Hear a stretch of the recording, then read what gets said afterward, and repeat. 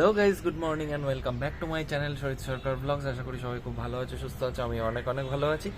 তো আর একটা ফ্রেশ ব্লগে, গুড মর্নিংওয়ালা ব্লগে তোমাদের সবাইকে স্বাগত।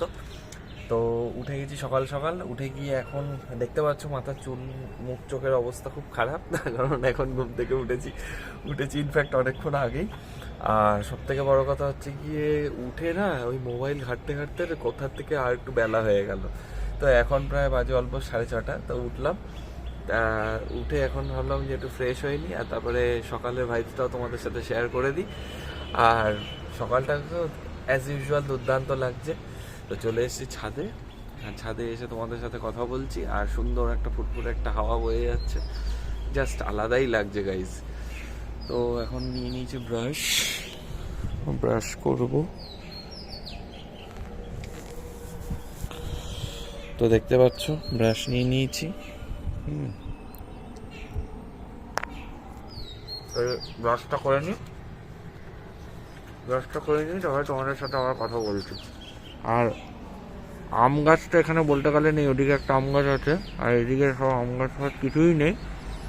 তো এবারে আর আম হওয়ার কোনো সিন নেই। ওদিকে একটা গাছ আছে, ওই একটা, ওটাতে একটু মুকুল এসছে। তবে আমার মামা বাড়িতে প্রচুর হিমসাগর গাছ আছে একটা, তো ওই হিমসাগর গাছে প্রচুর আম। এবছর হয়তো হবে মেবি, আগের বছর হয়নি। এক বছর হয়, এক বছর হয় না, জানি না। বহু বছর যাইও না ওদিকে, দেখাও হয় না, জানি না কি আছে না। যাই হোক, যদিও আমার আম খাওয়ার মতো আমার ফলের উপর অত দিলচস্পি নেই।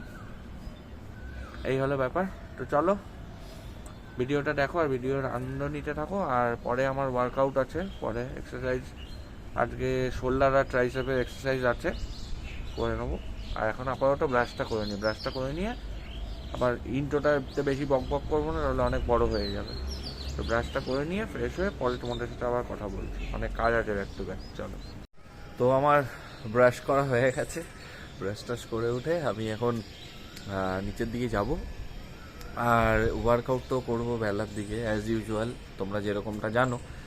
আর এখন সকালে করি না, এখন ওয়ার্কআউট বেলাতেই করি, তার কারণ ওটাতে একটা আলাদা ভাইবস পাওয়া যায়। সকালে জানি করলে পরে বেটার, কিন্তু সকালে আমার হয় না, কারণ তাড়াহুড়োর মধ্যে আমি ব্যায়ামের জন্য একটু প্রপার সময় দিতে চাই। প্রপার সময় না দিলে আমার হয় না, ফুল স্যাটিসফ্যাকশানটা আসে না। সেই জন্য আমি ওয়ার্কআউটটাকে প্রপার টাইম দিতে চাই। 2 আওয়ার্স তো দিতেই হবে, এই হলো কথা। আর আজকে তো শোল্ডার আর ট্রাইসেপের এক্সারসাইজ আছে, তো ভালো করে করতে হবে ফাটিয়ে। আগের দিন বাইসেপস করেছি, দেখো এখনও ভালো পাম্প রয়েছে, ঠিক আছে। যাই হোক, যেহেতু আমি ক্রিয়েটিন ইউজ করি না খুব একটা, একদমই, সেই জন্য পাম্পটা সবসময় ধরে থাকে না, যখন করি তখন হয়, আবার আস্তে আস্তে নেমে। তো চলো, আর পরে তোমাদের সাথে কথা বলছি, আগে নিচে গিয়ে ফ্রেশ হই। তো আজকে বাইরের ওয়েদারের অবস্থাটা শুধু একবার দেখো, পুরো সকাল সকাল মেঘলা আকাশ। সকালে যখন উঠে যখন ছাদের উপর গিয়ে তোমাদের সাথে কথা বলছিলাম, তখন কিন্তু এতটা মেঘলা এরকম ছিল না। বাট এখন কিন্তু বেশ আকাশটা কিন্তু বেশ মেঘ হয়ে গেছে, পুরো অন্ধকার হয়ে গেছে। জানি না বৃষ্টি হবে কিনা, কিন্তু একটা ঠান্ডা একটা হাওয়া আসছে, একটা শীত করছে। যাই হোক, এখন যাবো স্নান করতে, যা যা কাজ আছে রুটি করে ফেললাম মার সাথে। আর মা এখন সবজি বানাবে, তারপর হচ্ছে গিয়ে ব্রেকফাস্টের জন্য রেডি করছে আর কি, ব্রেকফাস্ট। তো এই হলো ব্যাপার। আর ওয়েদার তো যেরকমটা তোমাদেরকে দেখালাম। আর এদিকে লঙ্কা গাছে দেখো, লঙ্কা পাকতে শুরু হয়ে গেছে, এই যে। তো চলো, আবার পরে স্নান টান করে উঠে আবার পরে তোমাদের সাথে কথা বলছি, আবার পরে দেখা হচ্ছে। তো গাইজ, এখন এদিকে সবজি বসানো হয়েছে, দেখো এখানে আলু, কুমড়ো, মটরশুঁটি এসব দিয়ে, টমেটো এইসব দিয়ে একটা তরকারি করা হচ্ছে। তো এটাকে ঢেকে দেবো, এটা মা বসিয়ে দিয়ে গেছে। আর রুটি তো এদিকে আগে হয়ে গেছে, তোমাদেরকে তো যেরকমটা বলেছি হয়ে গেছে। মা এখন গেছে একটু ইনসুলিন নিতে, ইনসুলিনটা নিয়ে আসবে, তারপরে খাবো, খেয়ে তারপরে তার 40 থেকে 45 মিনিট পরে এক্সারসাইজ শুরু করব। আর আজকে তো যেহেতু 2 পোর্শনের এক্সারসাইজ আছে, সেই জন্য টাইম লাগবে, প্রায় নিয়ার অ্যাবাউট 2 ঘন্টা তো লাগবেই। 2 ঘন্টা ধরে এক্সারসাইজ করতে হবে, একদম ফাটিয়ে এক্সারসাইজ করতে হবে। আর তোমাদেরকেও তার মাঝে মাঝে একটু তোমাদের সাথেও কিছু কথা বলবো, শেয়ার করব, এই হচ্ছে ব্যাপার। তো দেখো ফ্রন্ট প্রেস করছি। আগে যেহেতু ডেল্টয়েডে চোট আছে সেই জন্য 5 কিলো দিয়ে করছি লাইট ওয়েটে বেশি রেপিটেশন দিচ্ছি। তো অলরেডি 3 সেট হয়ে গেছে, আর 1 সেট করবো, করলে শেষ।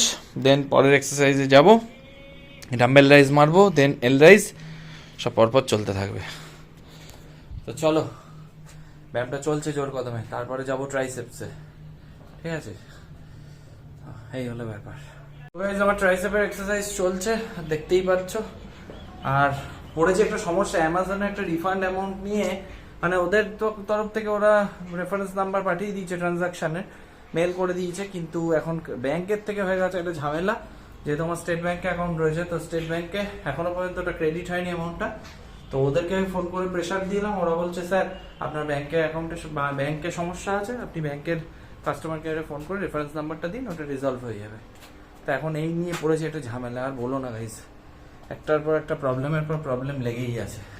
এই অ্যামাউন্টটা রিফান্ড পেতে গিয়ে যে কতদিন হয়ে গেল, প্রায় 1 মাসের কাছাকাছি হতে আসলো, এখনো এইরকম ছুটছি। আবার ফ্লিপকার্টের একটা অ্যামাউন্ট ওরা রিফান্ড করবে, একটা প্রসেসিং আছে, ওটা জানি না কি হবে। এই চলছে আর কি। তো দাদা ব্যায়ামটা ওয়ার্কআউটটা করে নিই, আবার পরে তোমাদের সাথে কথা বলছি। করে নিই, অলরেডি দেরি হয়ে গেছে ওখানে ফোন করতে গিয়ে। গাইজ আমার ওয়ার্কআউট ডান, ট্রাইসেপের এক্সারসাইজ ডান। আর এক্সারসাইজ করে উঠেই সাথে সাথেই আমি কি করেছি, আমি সঙ্গে সঙ্গে ব্যাংকের কাস্টমার কেয়ারে ফোন করেছি, যাতে, কিন্তু অ্যামাজনের দিক দিয়ে পুরো ক্লিন, কোনো অসুবিধা হয়নি। তো কাস্টমার কেয়ারে ফোন করে বললাম ওদেরকে, তো ওরা আমাকে একটা কথায়, ওরা আমাকে ইনফরমেশনটা ঠিক দিয়েছে কি 1 তারিখে আমার টাকা অ্যামাউন্টটা ক্রেডিট হয়ে গেছে 287, অ্যাকচুয়ালি 299 অ্যামাউন্ট ছিল। তো ওরা 11 টাকা মতো কিছু মানে ক্যাশব্যাকের বাবদ কিছু একটা করেছে, ওখান থেকে ডেবিট করেছে। তো ফুল অ্যামাউন্টটা আমার হয়নি, তো 287.90 মতো আমার ক্রেডিট হয়েছে। তো এসবিআই এর কাস্টমার কেয়ার থেকে আমাকে ম্যাডাম সহযোগিতা করে বললেন যে আপনার 1 তারিখে অ্যামাউন্টটা ক্রেডিট হয়ে গেছে। তো আমি ভাবলাম, আমি তখন বললাম যে তাহলে যদি ক্রেডিট হয়ে থাকে তাহলে আমার এসএমএসটা কেন আসেনি ম্যাডাম? এই মানে ভাবো যে একটা সেন্ট্রালাইজড ব্যাংকের যদি এইরকম পরিষেবা হয়, তাহলে কি করে মানুষ ভরসা করে এখানে টাকা পয়সা রাখবে? তো এইরকম আমার স্টেট ব্যাংকের কাছে একটাই মানে অনুরোধ, যে এত বড় একটা ব্যাংকিং পরিষেবা আপনারা মানুষকে মানে দিচ্ছেন, তারপরে এরকম খামতিগুলো কি করে থাকে? মানে আমি বলতে চাই যে প্রাইভেট ব্যাংকগুলো অনেক ভালো এর থেকে, তার কারণ হচ্ছে কি তাদের পরিষেবা অনেক মডার্ন, কিন্তু স্টেট ব্যাংকের আধা দিন ওদের মানে পাসবই আপডেট করার মেশিন ঠিক থাকে না।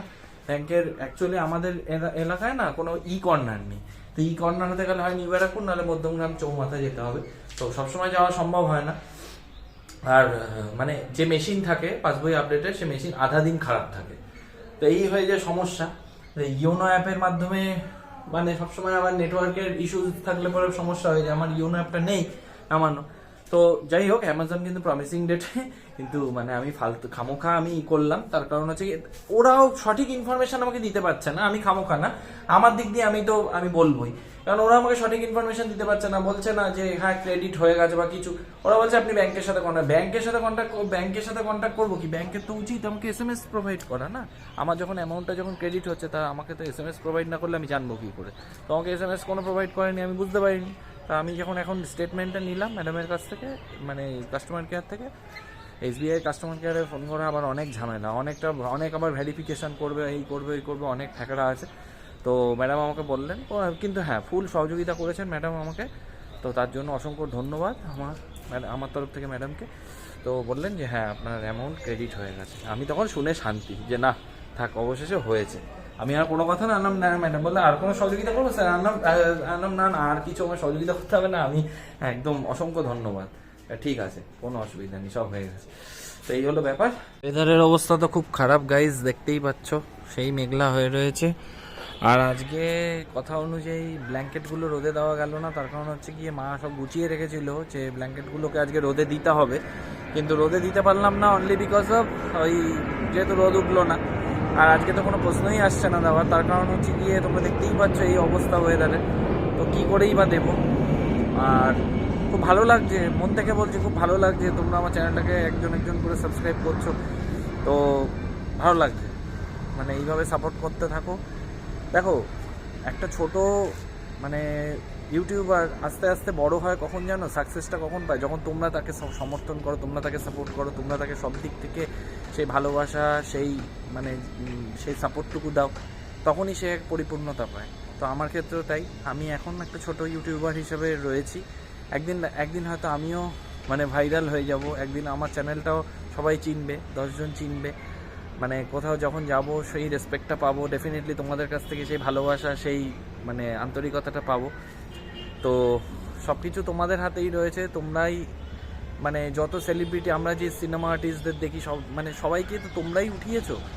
আজকে আমরা জিৎদা বলো, বুম্বাদা বলো, যারা বলো, সবাইকে তো তোমরাই মানে পাবলিকই তো সাপোর্ট করে সেই জায়গাটা দেয়। তো অ্যাজ এ ইউটিউবাররাও সেরকম, যে তারাও কিন্তু ফেমাস হয় শুধুমাত্র তোমাদের জন্য, অডিয়েন্সের জন্য। কারণ অডিয়েন্স, তোমরা যদি আমাদের ভিডিও না দেখো, আমরা কিন্তু জিরো, আমরা কিন্তু বিগ জিরো। তার কারণ তোমাদের জন্যই আমাদের ভিডিও বানানো, তোমাদেরকে এন্টারটেন করার পারপাস, তোমাদের ভালো লাগার জন্য ভিডিও বানানো, ঠিক আছে? নাহলে কিন্তু আমাদের কোনো দরকার নেই ভিডিও বানানো, শুধুমাত্র তোমাদেরকে এন্টারটেন করার পারপাস আমাদের ভিডিও বানানো, এটাই আমাদের মেন মোটো। তো অ্যাজ আ কন্টেন্ট ক্রিয়েটার আমি এটাই বলবো। তো খুব ভালো লাগে যখন তোমরা চ্যানেলটাকে বেশি করে সাপোর্ট করো, সাবস্ক্রাইব করো। তো বেশি বেশি করে সাপোর্ট করতে থাকো, সাবস্ক্রাইব করো। তবে হ্যাঁ, একদিনে একটা দুটো সাবস্ক্রাইবার কিন্তু মানে সেটা কিন্তু কীরকম একটা লাগে। তো তোমরা একদিনে বাড়িয়ে দাও সাবস্ক্রাইবের পরিমাণ, 10টা 15টা করে সাবস্ক্রাইব করো বেশি করে।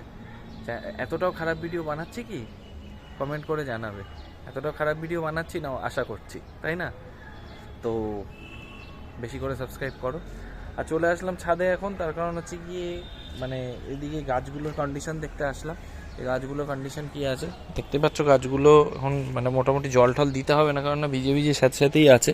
আর যেগুলো মোটামুটি শুকিয়ে গেছে গোড়াগুলো, সেগুলোতে জল দিয়ে দেবো। আর কি, আমার অ্যামাজনের ফাইনালি ঝামেলাটা মিটলো, আমার অ্যামাউন্টটা ক্রেডিট হয়েছে, এটাই সব থেকে বড়ো ব্যাপার। আর আর আর আমার কোনো বেশি কথা বলার দরকার নেই, তার কারণ আমি আমার অ্যামাউন্টটা পেয়ে গেছি। হ্যাঁ, এসিটাকে সার্ভিসিং করাতে হবে, যেহেতু গরম পড়ে যাচ্ছে, সেই জন্য এসিটাকে মানে এরপরে প্রেশারটা ওদের যেহেতু বেশি থাকে, তো সেই জন্য সার্ভিসিংটা করিয়ে নিই। তো গাইজ আমার লাঞ্চ হয়ে গেছে, মা এখনও লাঞ্চ করছে। লাঞ্চ করলাম আজকে একদম সিম্পল লাঞ্চ, আর মাছের ঝোল। মাছ আজকে হয়নি, তো কালকে মা এক পিস মাছ ছিল, আমি জানলাম যে যেহেতু আমি মাছ ভালো খাই, মা আবার রেখে দিয়েছিল, তো সেই জন্য মাছ একটা ছিল, আমি ওটা খেলাম। আর ডাল, একটা ভাজা ছিল, আর মোচার তরকারি ছিল কালকে, ওটা দিয়ে, আর একটু বড়া ভাজা ছিল, ওই দিয়ে খেলাম। সিম্পল লাঞ্চ করলাম, আর এখন একটু রেস্ট নেবো। রেস্ট নিয়ে আবার বিকেলবেলা উঠে অ্যাজ ইউজুয়াল তোমাদের সাথে আবার কথা বলবো। দেখো পাখিতে এই জায়গাগুলোতে কী করেছে, সব লন্ডভন্ড করে দিচ্ছে, সব এসে এখান থেকে পোকা ধরে ধরে খায়, আর এরকম অবস্থা। কী বললো বলো, কিছু তো বলার নেই। তো চলো আবার বিকেলে কথা হচ্ছে তোমাদের সাথে। আমি রেস্ট নিয়ে উঠে পড়েছি অনেকক্ষণ আগে, এতক্ষণ একটু গান শুনছিলাম। আর মা আর বাবা বেরিয়ে গেছে হাটে, মানে বাজার করতে চলে গেছে। আজকে যেহেতু যেরকমটা তোমরা জানো, বৃহস্পতিবার আর রবিবার আমাদের এখানে হাটবার, তো সবজিপাতি বসে। তো এখানে মা আর বাবা ফ্রেশ সবজি সব আনতে চলে গেছে, আলু ঠালু সব আনতে চলে গেছে, তো চলে আসবে কিছুক্ষণের মধ্যেই। তো আমি বললাম যে দিয়ে যা, তখন আমি গান শুনছিলাম আর একটু ব্লগও দেখছিলাম। তো দিয়ে চলে গেছে, কিছুক্ষণের মধ্যে চলে আসবে। আমি এখন চলে যাবো উপরে গিয়ে কয়েকটা কাজ আছে, কাজগুলো সারতে হবে। আর সারাদিনটা দেখতেই পেলে কিরকম ভাবে কেটে গেল সব। তো চলো উপরে গিয়েও তোমাদের সাথে ভিডিও শেয়ার করছি যদি পসিবল হয়, চলো যাওয়া যাক। তো চলে আসলাম ছাদে, আর এই সময়টা তো এখানেই থাকি তোমরা জানো। আর সত্যি মানে খুব ভালো লাগে যখন মানে চ্যানেলটাকে না একটু একটু করে তৈরি করছি। তো মানে যখন একটা বেবি যখন ছোট্ট বয়স থেকে মানে এইটুকু অবস্থা থেকে যখন একটা পরিণত মানে মানুষ হয়ে যায়, সেও যেরকম মানে ধীরে ধীরে বড় হয়, সেরকমই আমার চ্যানেলটাও ধীরে ধীরে একটু একটু করে বড় হচ্ছে। তো সেই জন্য খুবই ভালো লাগে যখন তোমরা অনেক সাপোর্ট করো, অনেক ভালোবাসা দাও। ঠিক আছে, রাস্তা থেকে একটা বাইক গেল, তাহলে আওয়াজ পেলাম কি যাচ্ছে। তো খুব ভালো লাগে যখন তোমরা সেই সাপোর্টটা দাও। আর সেই চ্যানেলটা শুরু করেছিলাম যখন 0 ছিল সাবস্ক্রাইবার, সেখান থেকে আজকে 143-এ।